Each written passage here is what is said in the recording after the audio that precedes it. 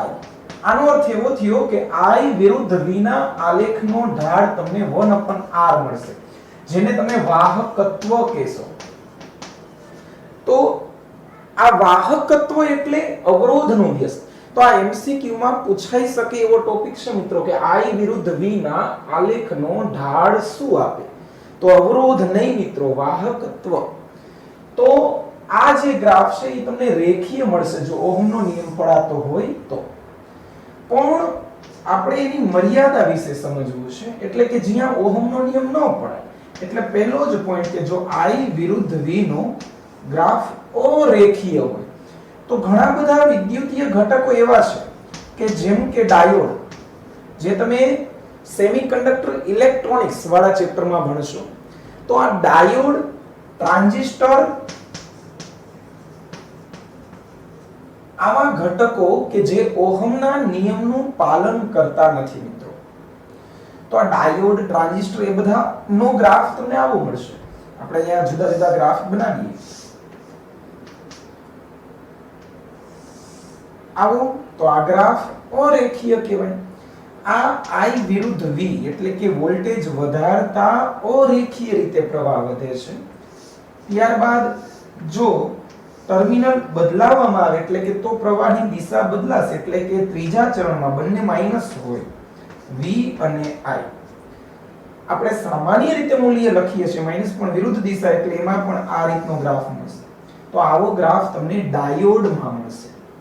ત્યાર પછી આવા ગ્રાફનો પણ ઉલ્લેખ હશે, એટલે કે પ્રારંભમાં રેખીય રીતે વધારો થાય, ત્યારબાદ ઘટાડો, ફરી પાછો વધારો. આ પ્રકારનો ગ્રાફ તમને ટનલ ડાયોડમાં જોવા મળશે.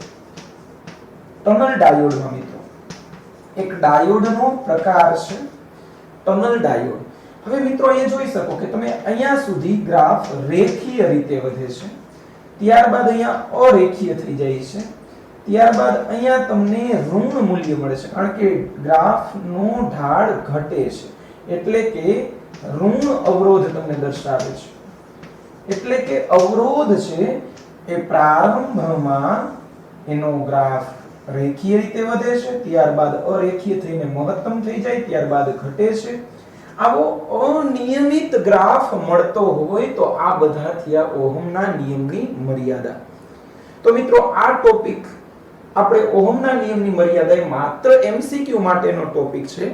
ત્યારબાદ મિત્રો અરેખીય વિસ્તાર, ત્યારબાદ આને કીધું છે ઋણ અવરોધ ધરાવતો વિસ્તાર.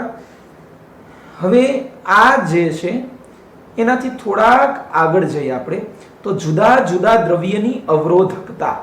તો મિત્રો હવે અવરોધકતા વિશે ભણીએ. તો આ નોટ ડાઉન કરજો, ટેક્સ્ટ બુકમાં પણ આ જ રીતે આપેલું છે, બહુ જ ઈઝી છે મિત્રો. ત્યારબાદ આપણે જુદા જુદા દ્રવ્ય એટલે કે જુદા જુદા દ્રવ્યની અવરોધકતા. તો દ્રવ્યની વાત કરી છે, દ્રવ્યની અવરોધકતા. તો મિત્રો દ્રવ્યના પ્રકાર વિદ્યુતીય રીતે સુવાહક, પછી અવાહક અને ત્રીજું છે અર્ધવાહક. સુવાહકની અવરોધકતા ખૂબ જ ઓછી હોય મિત્રો, 10 ની માઈનસ ઘાત હોય છે, 10 ની માઈનસ 8 થી 10 ની માઈનસ 6 ઓહમ ઇન્ટુ મીટર, જેનો એકમ છે મિત્રો 10 ની માઈનસ 8 થી 10 ની માઈનસ 6 ઓહમ ઇન્ટુ મીટર છે. ત્યારબાદ અવાહકની વાત કરીએ તો અવાહકની અવરોધકતા ρ આના કરતા 10 ની 18 ઘાત ગણી, 10 ની 18 ઘાત ગણી, એટલે કે 10 ની 18 માઈનસ 10 ની 8 એટલે કે 10 ની 18 માઈનસ 8 એટલે કે 10 ની 10 થી 10 ની 12 ઓહમ ઇન્ટુ મીટર ના ક્રમની હોય. હવે આપણે આ બે વિશે અત્યારે ભણશું. હવે અર્ધવાહકની વાત આવે તો અર્ધવાહકની અવરોધકતા એ તાપમાન સાથે વધે છે મિત્રો. તાપમાન વધે તો ρ નું મૂલ્ય વધે. આ યાદ રાખજો મિત્રો કે અર્ધવાહકની અવરોધકતા તાપમાનના વધારા સાથે વધશે. ત્યારબાદ જો અશુદ્ધિ ઉમેરવામાં આવે તો અશુદ્ધિ ઉમેરવામાં આવે એટલે કે વધે તો પણ એની અવરોધકતા લાક્ષણિક રીતે બદલાય છે, વધે છે. તો અર્ધવાહકની અવરોધકતા બે બાબત ઉપર આધાર રાખે છે મિત્રો, આ યાદ રાખજો. જ્યારે વાહક અને અવાહકની અવરોધકતા એ ફિક્સ છે, એ બદલાશે નહીં. હા, વાહક જે સુવાહક છે એની અવરોધકતા પણ તાપમાન સાથે વધશે એટલે કે ટેમ્પરેચર વધશે એમ ρ નું મૂલ્ય વધશે 100%. પણ અર્ધવાહકમાં અવરોધકતા એ બે બાબત ઉપર આધાર રાખે છે, તાપમાન પ્લસ તેમાં ઉમેરેલી અશુદ્ધિ. તો આટલી વસ્તુ યાદ રાખજો, આ નોટ ડાઉન કરો મિત્રો. ઓકે ઓકે, હા સર બ્લર દેખાય છે. ઓકે, બ્લર દેખાય છે. આપણે સોરી, એક મિનિટ, આપણે કરીએ કંઈક વ્યવસ્થા. ઓકે ઓકે ઓકે, સરખું નથી દેખાતું. ઓકે ઓકે ઓકે, એક જ મિનિટ મિત્રો. ઓકે, હવે ક્લિયર દેખાય છે મિત્રો? ઓકે, હવે ક્લિયર દેખાય છે મિત્રો? ઓકે, ક્લિયર દેખાય છે? Okay, done done. Okay okay, હવે ઓકે ક્લિયર. ઓકે ઓકે, સરસ સરસ. ચાલો નોટ ડાઉન કરતા જજો મિત્રો.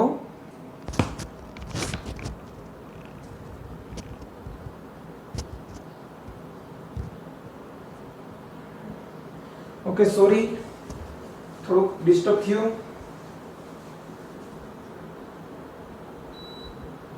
ઓકે મિત્રો, તો ઓકે ઓકે ઓકે, ચાલો, ઘણા બધા કનેક્ટ છે મિત્રો આપણી સાથે અત્યારે. તો જે પણ ડાઉટ હોય મિત્રો તો કમેન્ટ કરતા રહેજો, જેથી મને ખ્યાલ આવે લાઈવ લેક્ચરનો આપણને બેનિફિટ મળવો જોઈએ કે અત્યારે ને અત્યારે ડિફિકલ્ટી સોલ્વ થવી જોઈએ મિત્રો. હા, તો આપણે હજી આગળ વધીએ કે આ જે છે આ ટોપિક પછી તમારે ટેક્સ્ટ બુકમાં એક કોષ્ટક આપેલું છે મિત્રો, કેટલાક પદાર્થોની અવરોધકતા. મિત્રો ટેક્સ્ટ બુક સાથે હશે તો મજા આવશે તમને સમજવાની, એટલે ટેક્સ્ટ બુક ખોલીને રાખો મિત્રો. હું ટેક્સ્ટ બુક માંથી જ અત્યારે ભણાવું છું. આજે કોઈ એવો એમસીક્યુ માટેની કોઈ શોર્ટકટ નથી મિત્રો, એટલે બને ત્યાં સુધી ટેક્સ્ટ બુક સાથે રાખશો તો અંડરલાઈન કરવાનું કે જે કંઈ નોટ કરવાનું કહું એ કરતા જજો, જેથી કરીને બીજી વખત રિપીટ કરવું હોય, તમારે ઘરે વાંચવું હોય તો ખ્યાલ આવે. તો મિત્રો હું ટેક્સ્ટ બુકમાં કોષ્ટક 3.1 તમને સમજાવું છું. એમાં તમને સુવાહક, અર્ધવાહક અને અવાહક આ જુદા જુદા 3 કેટેગરીમાં અવરોધકતા આપેલી છે મિત્રો. હવે આ જે 3 કોલમ છે એમાં એક કોલમ છે 0 સેન્ટીગ્રેડ તાપમાને અવરોધકતા. તો સુવાહકમાં મિત્રો તમે જોઈ શકો કે 10⁻8 ના ક્રમની છે મિત્રો. આ જોવાનું છે તમારે, ટેક્સ્ટ બુક ખુલ્લી રાખો જેથી કરીને તમને ખ્યાલ આવે કે સુવાહકની અવરોધકતા 10⁻8 ક્રમની છે. ત્યારબાદ અવાહકની અવરોધકતા 10⁵ શુદ્ધ પાણી અને 10⁻16 ખૂબ જ વધુ છે. અને અર્ધવાહકની અવરોધકતા જે છે વાહકની સૌથી ઓછી, ત્યારબાદ અર્ધવાહકની અને ત્યારબાદ અવાહકની મિત્રો. વાહકની સૌથી ઓછી 10⁻8 થી 10⁻6 ના ક્રમની, અવાહકની 10⁵ થી ચાલુ કરીને 10⁻14 ઘાત સુધી છે. જ્યારે અર્ધવાહકની આ બંનેની વચ્ચે એટલે કે 10 અર્ધવાહકની 10⁻5 જે કાર્બન છે અપવાદરૂપ કિસ્સો છે ગ્રેફાઇટ વાળો, 10⁻2 એટલે કે 10⁻1 થી 10⁻3 સુધી આપણે માન્ય રાખશું. તો આ અવરોધકતાના સંદર્ભમાં મિત્રો સમજાયું છે તમને. હવે એક પ્રશ્ન બીજો થાય મિત્રો કે હવે આ જે છે ટેબલ, એમાં ત્રીજી કોલમ છે મિત્રો, એ ત્રીજી કોલમ સમજવા જેવી છે કે તમને તાપમાન ગુણાંકની માહિતી આપી છે. તાપમાન ગુણાંક જેને આપણે આલ્ફા કહેશું, તાપમાન ગુણાંક આલ્ફા, આલ્ફાનો એકમ પર સેન્ટીગ્રેડ છે. એટલે કે તાપમાન સાથે એની અવરોધકતા જો વધતી હોય તો એનો આલ્ફા પ્લસ હોય. તો કેમાં મિત્રો આવું થશે? તો મિત્રો સુવાહકમાં આલ્ફા તમે જોઈ શકો, સુવાહકમાં તમે આલ્ફા એનો પ્લસ છે એ જોઈ શકશો, એટલે વાહકનો આલ્ફા પ્લસ છે. ત્યારબાદ અર્ધવાહક છે, અર્ધવાહકનો આલ્ફા માઈનસ છે. આનો અર્થ એવો થાય મિત્રો કે તાપમાન વધે એમ અવરોધકતા અર્ધવાહકમાં ઘટશે અને તાપમાન વધે એમ વાહકની અવરોધકતા વધશે. મિત્રો આ યાદ રાખજો, હમણાં થોડીક વાર પહેલા આપણે સમજાવ્યું એમાં થોડું કન્ફ્યુઝન રહી ગયું હતું, તો આ ક્લિયર કરી નાખજો મિત્રો. અર્ધવાહકનો આલ્ફા માઈનસ છે, માઈનસનો અર્થ થાય ટી વધે તો ρ ઘટે, વધે ઘટે, એક વધશે તો બીજી રાશિ ઘટશે, એટલે આલ્ફા એનો માઈનસ છે. આલ્ફા પ્લસ નો અર્થ તાપમાનના સાથે અવરોધકતામાં પણ વધારો થશે. ત્યારબાદ મિત્રો ટેક્સ્ટ બુકમાં તમને અહીંયાથી અવરોધનું વર્ગીકરણ સમજાયું છે. તો આપણે અવરોધનું અવાહકમાં તાપમાન ઉપર કોઈ જ અવરોધકતા આધાર રાખતી નથી મિત્રો, આ યાદ રાખજો, ડિપેન્ડન્ટ નથી, એટલે T નોટ પ્રોપોર્શનલ ટુ ρ. હવે મિત્રો ઓકે ઓકે ઓકે ઓકે ઘણા બધા કનેક્ટેડ છે જ મિત્રો, તમે ધ્યાન આપજો લેક્ચરમાં ખાસ, એટલે કઈ કન્ફ્યુઝન હોય તો કહી દેજો જેથી કરીને ખ્યાલ આવે. ઓકે ચાલો, જે પણ ડાઉટ હોય મિત્રો ક્લિયર થઈ જશે. તમે વ્યવસ્થિત નોટ ડાઉન પણ કરતા જજો.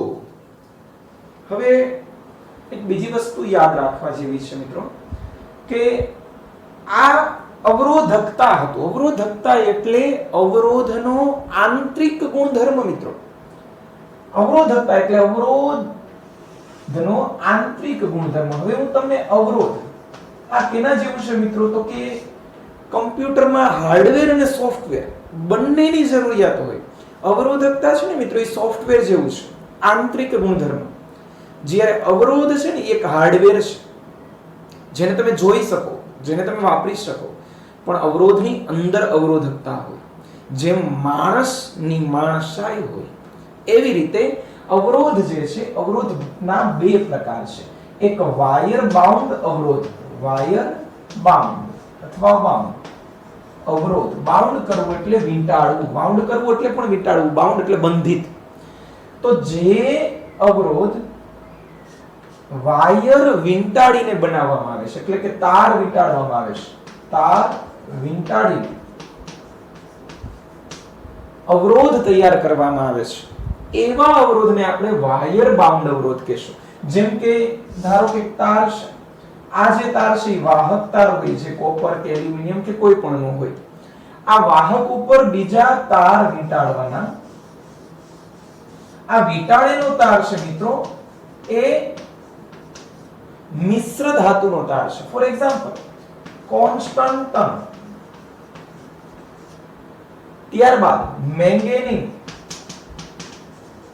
ત્યારબાદ નિક્રોમ.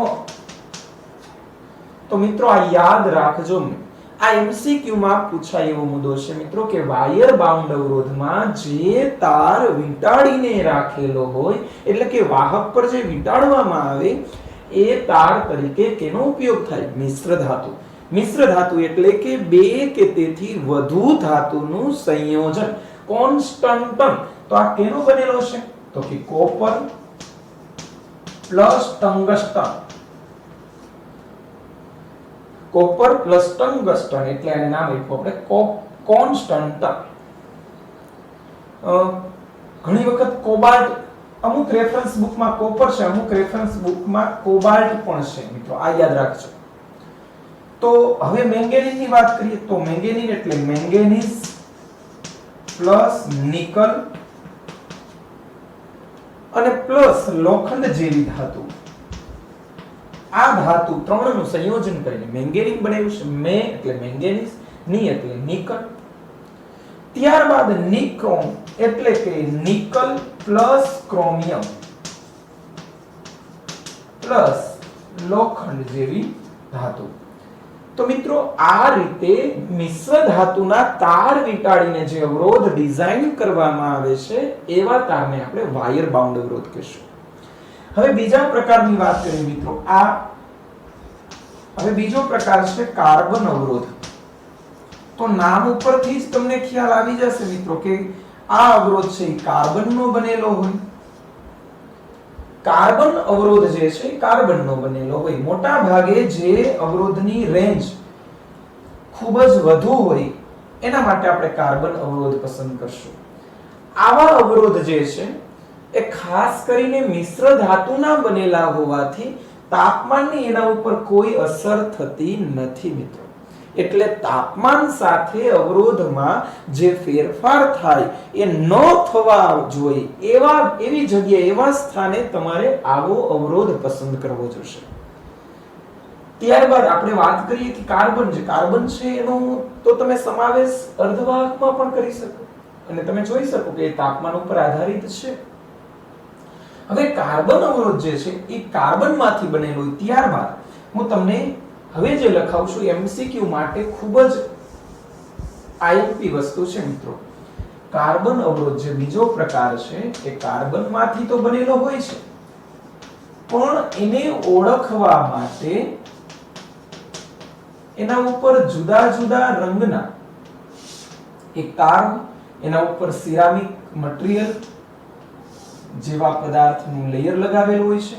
આને ઓળખવા માટે આના ઉપર 4 કલર બેન્ડ હોય છે. યાદ રાખજો મિત્રો.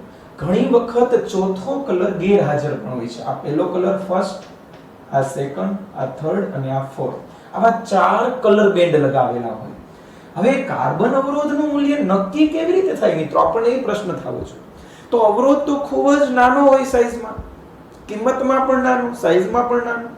તો એને ઓળખવા માટે એના ઉપર 4 પટ્ટા મૂકવામાં આવે છે રંગના અને પટ્ટાના ક્રમ પરથી આપણે એનું મૂલ્ય નક્કી કરશું. પહેલો કલરનો બેન્ડ જે છે એ તમને પહેલો અંક આપશે, ફર્સ્ટ ડિજિટ આપશે. બીજો બેન્ડ છે એ તમને સેકન્ડ ડિજિટ આપશે. આ બે ડિજિટ થી એક સંખ્યા બનશે. ત્રીજો બેન્ડ છે એ તમને 10 ની અમુક ઘાત આપશે જેને હું અત્યારે x લખું છું. અને જો ચોથો કલર હોય તો એ તમને પ્લસ ઓર માઈનસ ટોલરન્સ આપશે. મિત્રો આ યાદ રાખજો. આ એની સિક્વન્સ છે. આ રીતે એનું મૂલ્ય નક્કી થાય છે કે 4 કલરના બેન્ડ હોય એમાં પહેલો કલર છે, બીજો કલર છે. આ બે તમને જુદા જુદા બે ડિજિટ આપશે, બે અંક આપશે. આ બે અંકથી એક સંખ્યા બનશે. ત્રીજો કલર છે એ 10 ની કંઈક ઘાત આપશે. ચોથો કલર છે એ તમને ટોલરન્સ એટલે કે વેરિએશન, કેટલું પ્લસ ઓર માઈનસ હશે, વધારો કે ઘટાડો કેટલા ટકા હશે એનું તમને માહિતી આપશે. આ જે છે યાદ રાખવા માટે મિત્રો એક સૂત્ર હું તમને આપું છું, યાદ રાખી લો. B B Roy goes Bombay via gateway of India with gold and silver. મિત્રો આ યાદ રાખવા માટેની શોર્ટકટ છે કે આ તમારે 4 કલર જે છે એમાંથી પહેલા બે કલર, ત્રીજો, ચોથો શું આપે છે આપણે સમજાવ્યું. પણ આ કલર જે છે એનું એક કોષ્ટક ટેક્સ્ટબુકમાં આપ્યું હશે. એ કોષ્ટક યાદ રાખવાનું છે એમસીક્યુ માટે, જે તમારે આ રીતે યાદ રહેશે. બી Roy goes Bombay via gateway of India with gold and silver. મેં જે આલ્ફાબેટ કેપિટલ રાખ્યો છે દરેક આલ્ફાબેટ કંઈક ચોક્કસ રંગનું નિર્દેશન કરશે.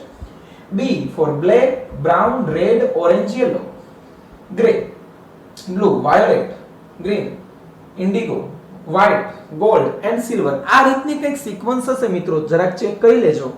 તો આપણે આ કોષ્ટક તમારે યાદ રાખવાનું છે જેની મેં તમને શોર્ટકટ આપેલી છે. હું ફરીથી રિપીટ કરું છું મિત્રો. Black, brown, red, orange, yellow, green, blue, violet, grey, white, gold, silver and no colour. એટલે કે ઘણી વખત મેં હમણાં સમજાવ્યું એમ કે ચોથો કલર ન પણ હોય ત્યારે ટોલરન્સ શું લે એના માટે આપણે નો કલર વાળો ઓપ્શન વિચારશું. તો હવે દરેકમાં સંખ્યાનું એક કોષ્ટક તમને ટેક્સ્ટબુકમાં આપેલું જ છે. હું અહીંયા બનાવી દઉં એક વખત.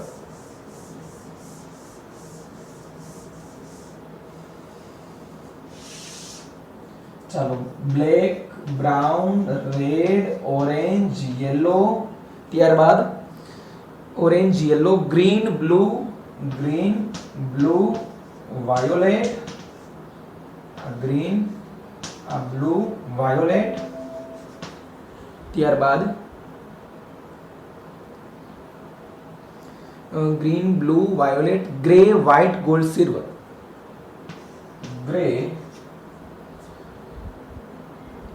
ગ્રે, વ્હાઇટ,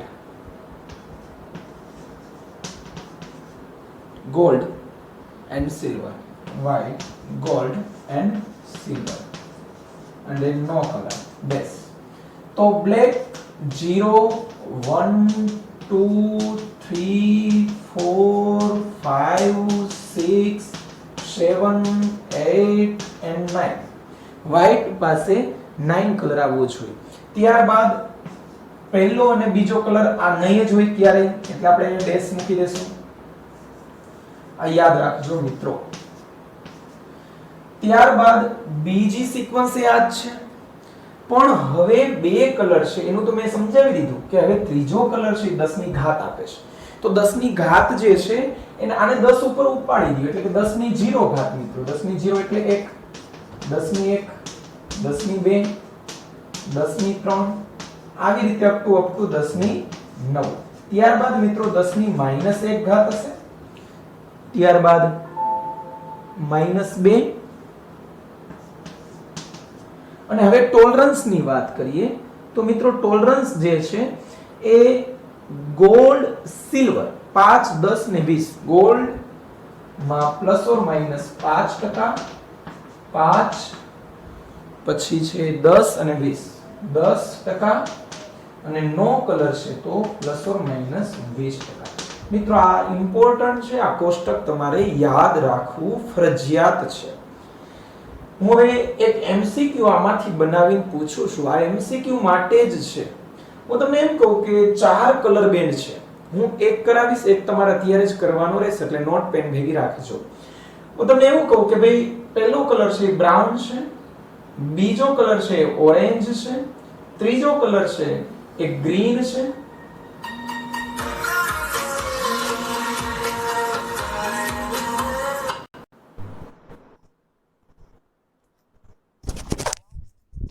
हेलो यस अच्छा सतीश सर ने एक ज मिनिट मोकलू छो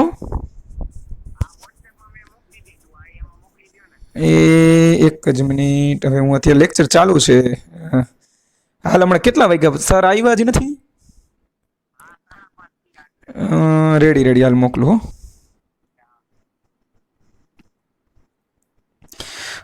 सॉरी मित्रों एक मिनिट थोड़ी वार पछी फरीथी लाइव करूँ एक तमे आटलू मित्रों जे कोष्टक आपेलू छे ने टेबल ए जराक रीड करी ल्यो त्यारबाद आपणे एमसीक्यू कन्टिन्यू चालू ज राखशुं 2 मिनिट में फरीथी पाछो लाइव थाव वच्चे इंटरप्ट आवशे मित्रों सॉरी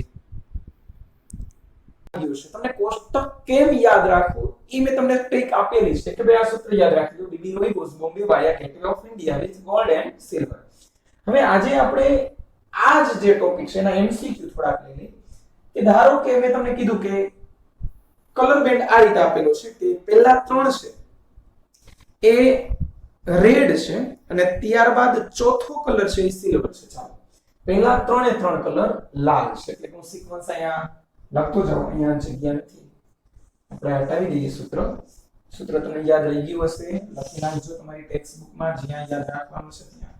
હું તમને એક MCQ આપું છું કે પહેલો કલર છે લાલ, બીજો છે લાલ, ત્રીજો છે લાલ અને ચોથો છે સિલ્વર. ચાલો મિત્રો તો આ અવરોધનું મૂલ્ય શોધો આવો પ્રશ્ન પૂછે. પહેલો લાલ છે એટલે આનો અર્થ એવો થયો કે બી બ્લેક બ્રાઉન રેડ, રેડ એટલે 2. ચાલો 2, બીજો પણ લાલ છે એટલે વળી પાછો 2. આ બે અંકથી એક સંખ્યા આવી મિત્રો 22. ત્રીજો કલર છે લાલ એટલે ગુણ્યા 10 ની ઘાત એટલે 10 ની 2. ચોથો સિલ્વર છે plus or minus, tolerance silver છે એટલે પ્લસ ઓર માઈનસ 10%. તો મિત્રો ખૂબ જ સહેલું 22 અથવા 22 ગુણ્યા 10 ની 2 અથવા 2.2 kilo ohm plus or minus 10%. તો આ મિત્રો તમારો જવાબ છે. બહુ જ સહેલા MCQ હોય છે મિત્રો, ક્યારેક રેર કેસમાં પૂછે છે, ગુજકેટમાં ખાસ વધારે પૂછે છે. હવે આપણે બીજો એક એક્ઝામ્પલ લીધેને કે ધારો કે ભારતના રાષ્ટ્રધ્વજ એક છે એનો રંગ આપણે લઈએ કેસરી, સફેદ અને લીલો, અને ચોથો બેન્ડ જ નથી, ચાલો એટલે કલર નથી, ત્રણ જ કલર બેન્ડ છે મિત્રો. તો વિચારવાનું કે ભાઈ કેસરી એટલે કે ઓરેન્જ, તો ઓરેન્જ માટે મેં પસંદ કર્યો છે 3. સફેદ વ્હાઈટ, વ્હાઈટ 9 ઇન્ટુ લીલો રંગ એટલે કે ગ્રીન, તો ગ્રીન છે એ 5 છે એટલે 10 ની 5 ઘાત પ્લસ ઓર માઇનસ નો કલર ટોલરન્સ સીધું પ્લસ ઓર માઇનસ 20%. તો આનું મૂલ્ય થયું 3.9 ઇન્ટુ 10⁶ એટલે કે mega ohm plus or minus 20%. તો આ રીતે મિત્રો તમને મૂલ્ય મળશે, કલર પરથી મૂલ્ય મેળવતા મેં તમને શીખવાડ્યું. ચાલો મિત્રો હજી એક હું તમને આપું છું કલર બેન્ડ, તમારે મને એનો જવાબ દેવાનો છે મિત્રો. ચાલો તો તમને લખજો તમારી નોટબુકમાં, મને આન્સર પછી કમેન્ટમાં જણાવજો. પહેલો રંગ છે પીળો, લખતા જજો. પીળો, જાંબલી, કથ્થાઈ અને ગોલ્ડ. ફરીથી રિપીટ કરું છું, પીળો, જાંબલી, કથ્થાઈ અને ગોલ્ડ. ચાલો મિત્રો તો હવે તમારે મને આનો આન્સર આપવાનો છે, પીળો, જાંબલી, કથ્થાઈ અને ગોલ્ડ. ચાલો આનો આન્સર મિત્રો કોણ આપશે? ચાલો કમેન્ટ બોક્સમાં. ચાલો એનીવન ગેસ? કેયુર સરળવા 470, અલ્વી 47 ગુણ્યા 10 પ્લસ ઓર માઇનસ 470 ને 5%. જોઈએ હું સિક્વન્સ બોલું છું ફરીથી કે પહેલો રંગ છે પીળો, એટલે પીળો રંગ છે એટલે મેં યેલો, યેલો માટે 4. ઓકે 4, ઓકે રાઈટ સાચું. પછી બોલ્યો તો હું પીળો, પછી જાંબલી એટલે કે વાયોલેટ, વાયોલેટ એટલે કે 7. તો બે અંકની એક સંખ્યા બની એને ગુણ્યા પીળો, જાંબલી, પછી હું કથ્થઈ, કથ્થઈ એટલે તો તમને ખ્યાલ હોવું જોઈએ કે બ્લેક બ્રાઉન, બ્રાઉન એટલે કથ્થઈ થાય આઈ થિંક, એટલે 10 ની 1 આટલા ઓહમ એટલે કે આટલા ohm plus or minus gold બોલ્યો તો 5%. તો મિત્રો આ તમારો આન્સર, ઘણા બધા આન્સર સાચો આપ્યું છે મિત્રો, વેરી ગુડ, સરસ. 47 ગુણ્યા 10 ની 1 ઘાત પ્લસ ઓર માઇનસ 5%. તો મિત્રો આ રીતના એમસીક્યુ પૂછાય. ઘરે હજી વધુ ને વધુ આની પ્રેક્ટિસ કરજો મિત્રો, એટલે 1 માર્ક્સના એમસીક્યુ તમને આવડી જાય. આમાંથી જો એમસીક્યુ પૂછાય તો તમને આવડી જાય. હવે મિત્રો હું તમને મૂલ્ય આપીશ, તમારે મને સિક્વન્સ કહેવાની છે મિત્રો. ઓકે, તો આ જ રીતે ફરીથી એકવાર મૂલ્ય આપું છું તમને. 5500 પ્લસ ઓર માઇનસ 10%. ચાલો આવું મૂલ્ય તમને આપું છું, તો મને કલરની સિક્વન્સ તમારે કહેવાની છે મિત્રો. Okay 5500 plus or minus 10%. તો પહેલો કલર શું હશે, બીજો શું હશે, ત્રીજો અને ચોથો શું હશે એ મને કહો. કમેન્ટ કરો પ્લીઝ ફટાફટ, ઝડપી.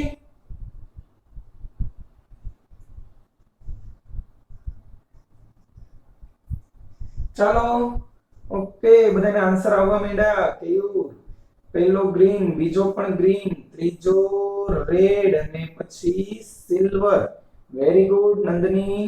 ઓકે એલવી, ઓકે ઘણા બધા, સરસ સરસ, very good. Green, green, red અને ગોલ્ડ. અમુકે ગોલ્ડ કીધું છે, જોઈએ આપણે સાચો આન્સર શું આવે છે મિત્રો. 5 એટલે black, brown, red, orange, yellow. Okay B Roy.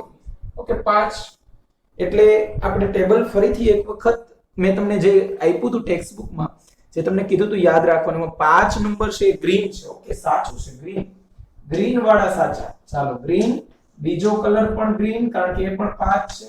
પછી 10 ની 2 ઘાત આપેલી છે, તો 10 ની 2 ઘાત શેમાં આવે છે મિત્રો? 10 ની 2 ઘાત રેડ. ઓકે ત્યારબાદ રેડ, પછી પ્લસ ઓર માઇનસ 10% ટોલરન્સ શેમાં આવે છે? સિલ્વર. ઓકે ત્યારબાદ છે સિલ્વર. તો આ તમારો આન્સર થાય ગ્રીન, ગ્રીન, રેડ અને સિલ્વર. ગોલ્ડ નહીં મિત્રો, ગ્રીન, રેડ અને સિલ્વર. ઓકે, તો આ પ્રકારે તમે એમસીક્યુ ની પ્રેક્ટિસ કરજો. ત્યારબાદ આપણે નવા ટોપિકની શરૂઆત કરીએ કે હવે નો ટોપિક છે કે અવરોધકતાનો તાપમાન પરનો આધાર. અવરોધકતા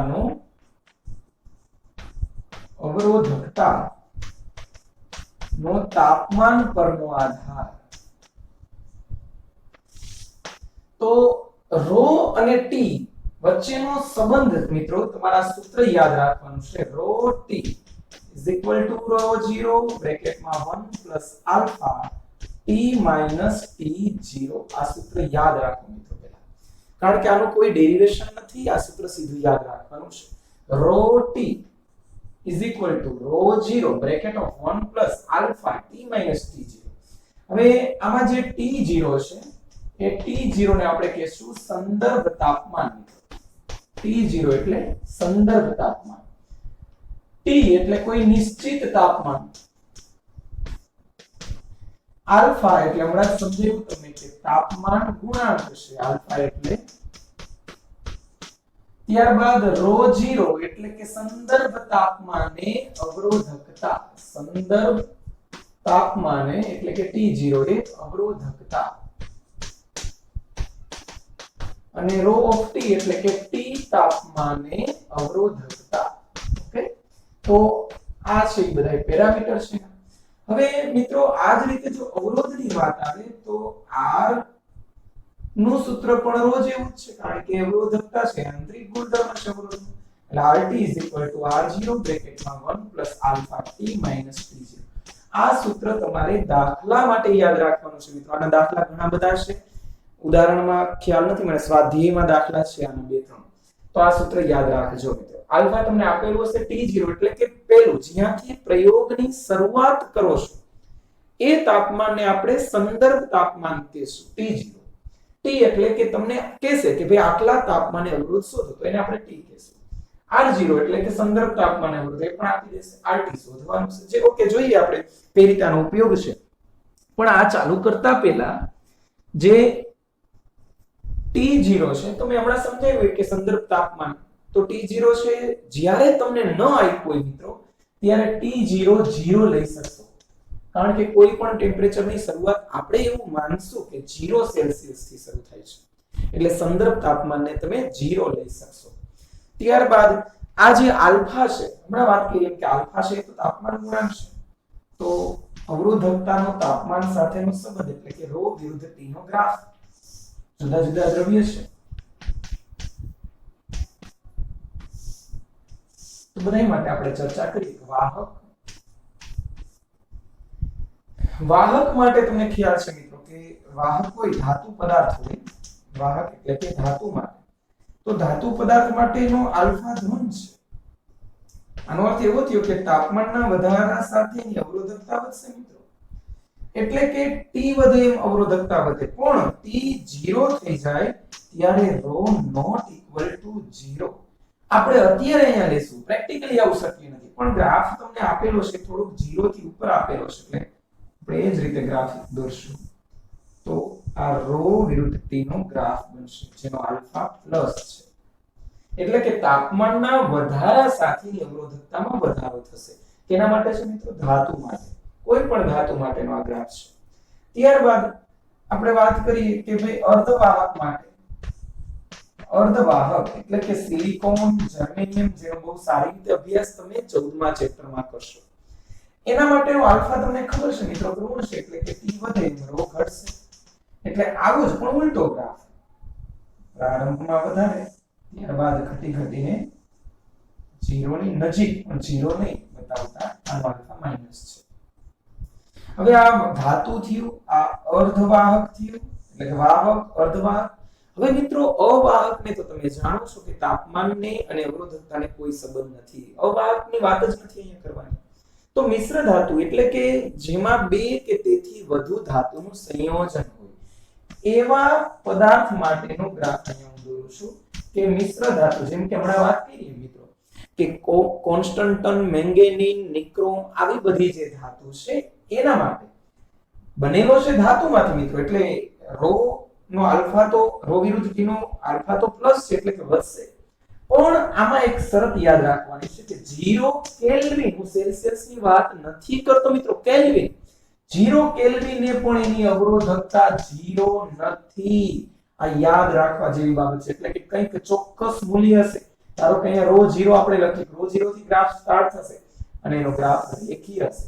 મિત્રો આ યાદ રાખજો, આમાં એક આ બેમાંથી એકમાં રેખીય નથી, મિશ્ર ધાતુ માટે ગ્રાફ રેખીય છે, પણ T0 હોય છતાંય રો નોટ ઇક્વલ ટુ 0 અને T0 એ જે અવરોધકતા છે એનું નામ આપ્યું છે રો 0. જે હમણાં અહીંયા આપણે સમજાવ્યું કે રો 0 એટલે સંદર્ભ તાપમાન T0, T0 થી હું 0 લઈ લઉં છું.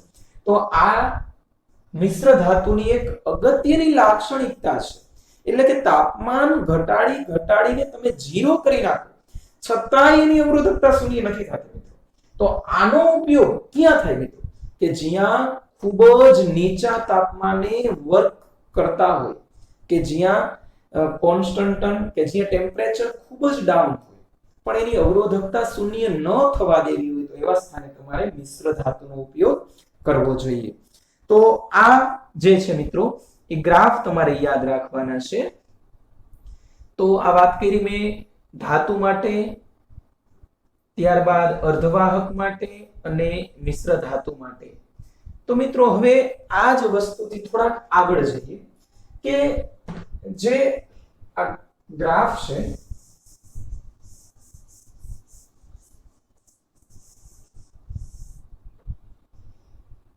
હવે આ રો ઓફ ટી અને એમાંથી આપણે અગાઉ જે સૂત્ર મેળવ્યું હતું કે sigma is equal to n e square tau upon m. Sigma is equal to sorry m upon n square tau હતો અને ત્યાર પછી આપણે sigma is equal to n e square tau upon m અને rho is equal to 1 upon sigma લઈએ તો rho is equal to m upon n e square tau. તો મિત્રો આ યાદ રાખવા જેવી બાબત કે રો જે છે અવરોધકતા, એમાં n છે તો સંખ્યા ઘનતા છે અને ટો છે રિલેક્સેશન સમય છે, એટલે કે ટો વધે તો પછી રો ઘટશે. રિલેક્સેશન સમય ટો વધશે તો રો ઘટશે. એટલે કેના જેવી વાત છે? તો કે જેમ જેમ તમે ટેમ્પરેચર વધારશો, ઉષ્મીય ઊર્જા આપશો એટલે ડ્રિફ્ટ ઝડપ વધશે. ડ્રિફ્ટ ઝડપ વધશે એટલે રિલેક્સેશન સમય ઘટશે. રિલેક્સેશન સમય ઘટશે તો ઘટશે તો રો વધશે. આવું ધાતુ માટે આપણે સમજાવ્યું હતું અગાઉના લેક્ચરમાં કે ધાતુ પદાર્થ એટલે કે વાહક માટે જેમ ટેમ્પરેચર વધારશો, ટેમ્પરેચર એટલે ઉષ્મીય ઊર્જા આપો છો તો ડ્રિફ્ટ ઝડપ Vd માં પણ વધારો થશે. Vd માં વધારો થશે તો બે ક્રમિક અથડામણ વચ્ચે લાગતો સમયગાળો તો ઘટશે અને તો ઘટશે તો રો વધશે. તો પાછો આ સંબંધને આવી રીતે સમજાવ્યું કે T અને રો બે વધે તો એનો આલ્ફા પ્લસ જ હોય. તો આપણે સાબિત કરી દીધું મિત્રો કે ધાતુ પદાર્થ માટે આલ્ફા પ્લસ. ત્યારબાદ આપણે અર્ધવાહક માટે આલ્ફા માઈનસ લીધો. આનો અર્થ એવો થયો કે એમાં આ પ્રકારની કઈ ગોઠવણી, એમાં કઈ ડ્રિફ્ટ ઝડપ હોતી નથી મિત્રો. અર્ધવાહકનું અવરોધકતા છે એ તેમાં ઉમેરેલી અશુદ્ધિ અને તાપમાન ઉપર ચોક્કસ આધાર રાખે છે, પણ તાપમાનના વધારા સાથેની અવરોધકતા ઘટે છે. તો આ યાદ રાખવા જેવો મુદ્દો હતો મિત્રો. ધાતુમાં જે સંખ્યા ઘનતા છે મિત્રો એ તાપમાન ઉપર નથી આધાર રાખતું, પણ ટો વધે એટલે કે તાપમાન સાથે ટોમાં થતો ઘટાડો રોમાં વધારો કરે છે. જે આપણે ધાતુ પદાર્થ માટે અત્યારે જોયું આપણે કે તાપમાન સાથે તાપમાન વધે તો ટો ઘટે છે, ટો ઘટે છે તો રો વધે છે. ત્યારબાદ આપણે સમજીએ કે ભાઈ અર્ધવાહક માટે કઈ રીતે હોય. તો અર્ધવાહક જે છે, અર્ધવાહક માટે મિત્રો જેમ જેમ ટેમ્પરેચર વધશે એમ સહસંયોજક બંધ, જે ઇલેક્ટ્રોન વચ્ચે જે બંધ બંધાયેલા છે એ બંધમાં વધારો થશે, તૂટશે. જેમ જેમ ટેમ્પરેચર વધારશો એમ બંધ તૂટશે એટલે કે વધુ ને વધુ મુક્ત ઇલેક્ટ્રોન છૂટા પડશે. એટલે કે ઇલેક્ટ્રોનની સંખ્યા ઘનતા, નંબર ઓફ ઇલેક્ટ્રોન્સ વધશે, ઇન્ક્રીઝ થશે. જેમ ટેમ્પરેચર વધશે અર્ધવાહકમાં એમ n સંખ્યા ઘનતા વધશે અને સંખ્યા ઘનતા વધશે તો રો નું મૂલ્ય ઘટશે, એટલે રો નું મૂલ્ય ઘટશે. તો T વધે રો ઘટે. આનો અર્થ એવો થયો આલ્ફા માઈનસ. તો મિત્રો આ રીતે સમજી શકાય, તો આ યાદ રાખજો મિત્રો. આપણે અત્યારે જે ભણ્યા એ ટેક્સ્ટ બુકમાં પેજ નંબર 104 સુધી મેં પૂરું કર્યું છે મિત્રો. 104 માં પેજ છેલ્લો પેરેગ્રાફ જે છે કે અવાહક અને અર્ધવાહક માટે તાપમાન સાથે n વધે તો ટોમાં થતો કોઈ પણ ઘટાડાને ભરપાઈ કરવા કરતા પણ વધુ હોવાથી આવા દ્રવ્યો માટે તાપમાન સાથે ρ ઘટે છે, આવું સમજાયું છે, જે આપણે અહીંયા આ રીતે સમજાવેલું છે. આ સમજો, અર્ધવાહક માટે ટેમ્પરેચર વધે, વધુ ને વધુ ઇલેક્ટ્રોન મુક્ત થાય એટલે કે મુક્ત ઇલેક્ટ્રોનની સંખ્યા ઘનતામાં વધારો થાય, સંખ્યા ઘનતા વધે તો ρ ઘટે, કારણ કે ρ અને n વ્યસ્ત પ્રમાણમાં છે મિત્રો. આ સૂત્ર બધાય માટે લાગુ પડે છે મિત્રો, વાહક હોય, અર્ધવાહક હોય કે મિશ્ર ધાતુ માટે તો આપણે સમજાયું કે તાપમાન સાથે ઝાઝો આધાર નથી રાખતો અને એમાં તો આલ્ફા પ્લસ છે એટલે કે રેખીય રીતે વધારો થાય છે. તો મિત્રો આપણે આ ટોપિક અત્યારે અહીંયા પૂરો કર્યો. હવે આપણે વિદ્યુત ઉર્જા અને પાવરની ચર્ચા કરીએ. મિત્રો નોટ ડાઉન કરવું હોય તો કરી લ્યો આટલું.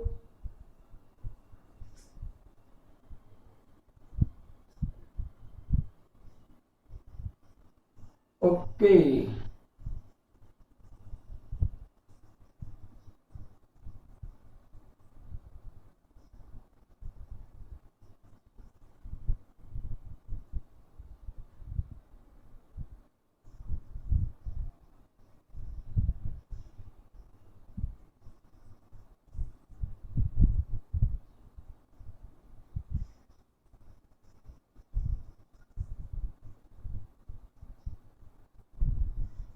ઓકે મિત્રો, આમાં જે કમેન્ટમાં આપણે સ્ટુડન્ટ છીએ એ થોડું ધ્યાન રાખજો. ઘણી વખત કમેન્ટ તમે વિચાર્યા વગર કરી નાખો છો, તો એના કારણે અહીંયા અહીંથી આઈડી બ્લોક કરી નાખશું આપણે.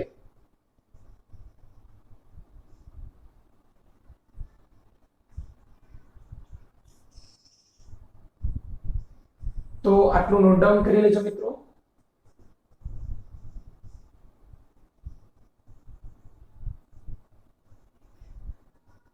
ઓકે, આ સમજાઈ ગયું?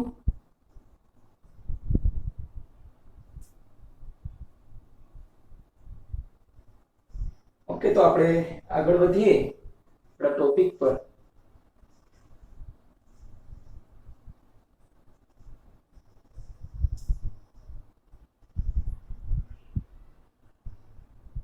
Okay, ready? તો હવે ત્યાર પછીનો જે ટોપિક છે આપણો એ છે વિદ્યુત ઉર્જા અને પાવર.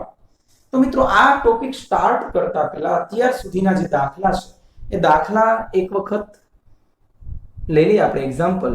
તો એક્ઝામ્પલ પહેલું જે છે એ સ્ટાર્ટ કરીએ. Example number 1. ચાલો, એક્ઝામ્પલ 1 માં તમને પ્રશ્ન આપ્યો છે, એની રકમ હું વાંચું છું. એક્ઝામ્પલ 1 કે 1.5 એમ્પિયર એ વિભાગ આપેલો છે.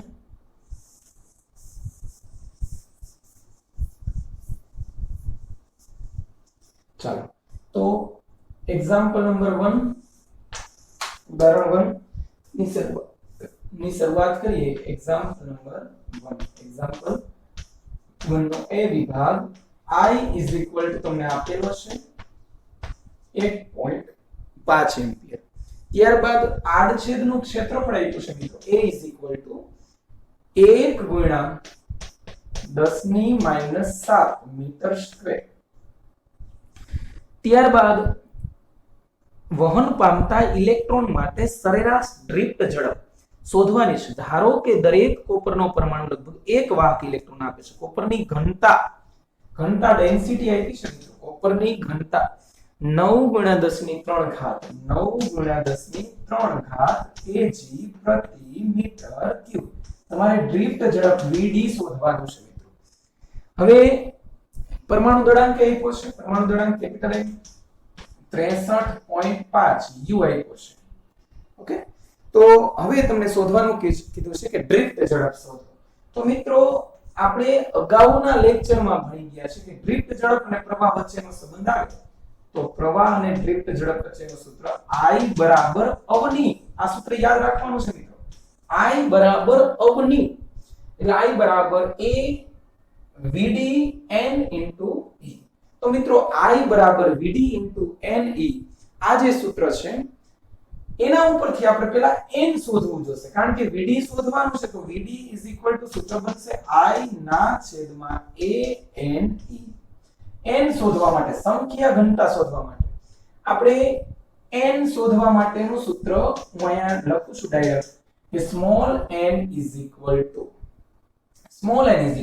આપેલું દળ એટલે કે સ્મોલ m એવોગેડ્રો નંબર ના છેદમાં અણુભાર આ યાદ રાખજો સ્મોલ n એટલે કે સંખ્યા ઘનતા શોધવાનું સૂત્ર n na upon capital M small m એટલે આપેલું દળ દળ નથી આપ્યું તમને ઘનતા આપી છે તો મિત્રો સંખ્યા ઘનતા એટલે એકમ કદ દીઠ સંખ્યા તો એકમ કદ દીઠ દળ આપ્યું છે તો આ દળ તમને 9 × 10⁻³ એકમ કદ દીઠ એટલે આપણે 1 મીટર ક્યુબ માટેની દળ લઈ તો સંખ્યા ઘનતા શોધવા માટે કે ઘનતા 9 × 10⁻³ કિલોગ્રામ આ 1 મીટર ઘનનું દળ છે એ આપણે લીધું n એટલે એવોગેડ્રો નંબર 6.022 × 10⁻23 ત્યારબાદ m 63.5 જે m તમને આપ્યો છે એ 63.5 u એટલે કે સીજીએસ માં છે એને ગ્રામમાં મારે કિલોગ્રામ કરવા પડશે એટલે 10⁻³ kg આવી રીતે આપણે લખ્યું હવે આનું સાદુરૂપ તમારે આપવાનું છે આ જે n મળે એની કિંમત તમે અહીંયા મૂકો એટલે તમને vd મળશે આ vd નું મૂલ્ય આપણે લખીએ કે vd નું n નું મૂલ્ય 8.5 × 10⁻28 મિત્રો આવું આવે છે 9 ઓકે 6.022 એ લોકો ટેક્સ્ટ બુક વાળાએ 6.0 જ લીધું છે મિત્રો એટલે આન્સર જે n નો છે આન્સર એ કંઈક 8.5 × 10⁻28 પ્રતિ મીટર ઘન આવું તમને મળશે ત્યારબાદ vd ની અંદર કિંમત મૂકશો એટલે 1 પોઈન્ટ આની અંદર કિંમત મૂકીએ તો vd 1.1 મિલીમીટર પ્રતિ સેકન્ડ આ તમારો આન્સર મિત્રો આ એ વિભાગ પૂરો સૂત્ર યાદ રાખવાનું છે મિત્રો સૂત્ર આધારિત દાખલો છે બહુ જ સહેલો છે ત્યારબાદ એને બી વિભાગમાં પ્રશ્ન પૂછ્યો છે કે ઉપરોક્ત મળેલ ડ્રિફ્ટ ઝડપને સામાન્ય તાપમાને કોપર પરમાણુની ઉષ્મીય ઝડપ સાથે સરખાવો મિત્રો તો આપણે બી વિભાગમાં લખશું કે સામાન્ય તાપમાને ઉષ્મીય ઝડપ શોધવા માટે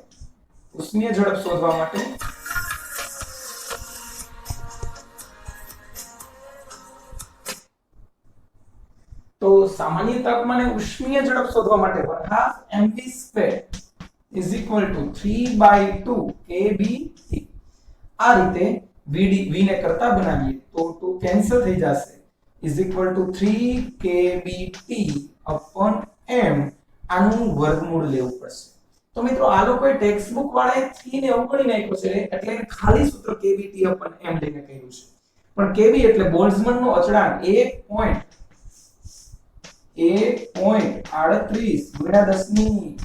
10⁻23 એટલે સામાન્ય તાપમાન એટલે 300 કેલ્વિન લઈ જ લેવાનું m તો આપેલું છે 63.5 હવે દળ લેવાનું છે u એટલે 1.66 × 10⁻27 તો આ કેલ્ક્યુલેશન કરશો મિત્રો એટલે પરફેક્ટ 2 નહીં આવે પણ 2 ની નજીક આવશે મિત્રો 3 પોઈન્ટ સમથિંગ કંઈક આવશે એ ગુણ્યા 10⁻2 મિત્રો આ જોવાનું છે આપણે ઘાતમાં જ જવાબ લઈ આવવાનો છે જે આવે તે 2 આવે 3 આવે 4 આવે જે પૂર્ણાંક આવે તે તો હવે આ અને આ બેની સરખામણી કરવાની છે તો આ મળેલી ડ્રિફ્ટ ઝડપ v ની આની સાથે સરખામણી કરવી છે તો v upon vd તો v છે 2 × 10⁻2 vd તમને મળ્યું છે 1.1 × 10⁻³ -3 ઉપર જશે +3 એટલે 3 ને 2 5 પૂર્ણાંક 2/1 જે આવે 10⁵ એટલે કે તમને જે સામાન્ય તાપમાને ઇલેક્ટ્રોનની ઝડપ v મળે છે એ ડ્રિફ્ટ ઝડપ કરતા 10⁵ ગણી હશે આ તમારો આન્સર મિત્રો હવે આ જ રીતે બી વિભાગની અંદર આ પહેલો પ્રશ્ન તો બીજો પ્રશ્ન આપણે લઈએ કે બીજા પ્રશ્નમાં એને કીધું છે કે સુવાહકમાં વિદ્યુત ક્ષેત્રની જે ઝડપ હોય એની સાથે પણ સરખામણી કરો તો મિત્રો સુવાહકમાં વિદ્યુત ક્ષેત્રની ઝડપ એ પ્રકાશના વેગ જેટલી હોય મિત્રો આ બીજા નંબરનો વિભાગ સુવાહકમાં વિદ્યુત ક્ષેત્રની ઝડપ એ c બરાબર એટલે 3 × 10⁸ મીટર પ્રતિ સેકન્ડ. તો આની સાથે સરખામણી કરવી હોય તો મિત્રો c ના છેદમાં vd એટલે 3 ગુણ્યા 10 ની 8 vd એટલે 1.1 into 10 raised to -3 એટલે 8 ને 3 11 એટલે 10 ની 11.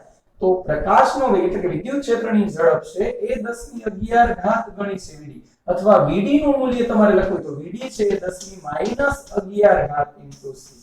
ટેક્સ્ટ બુક વડે આ આપ્યું છે તો દાખલો પૂરો. That's all. તો આ રીતના દાખલા તમને પૂછે છે. આ પહેલું એક્ઝામ્પલ આપણે પૂરું કર્યું. તો મિત્રો આ સાથે આપણે બસ આજે આટલું રાખશું. ત્યારબાદ ફરીથી કાલે મળશું. હું તમને ટાઈમિંગ આપી દઈશ. આ લેક્ચર તમને YouTube માં આપણી ચેનલ પર કોઈ પણ ટાઈમે તમારે જોવું હોય તો જોવા મળશે. તો એના માટે ફરીથી પાછા કાલે મળશું. ઓકે.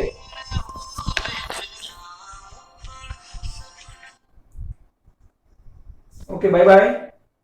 ઓકે.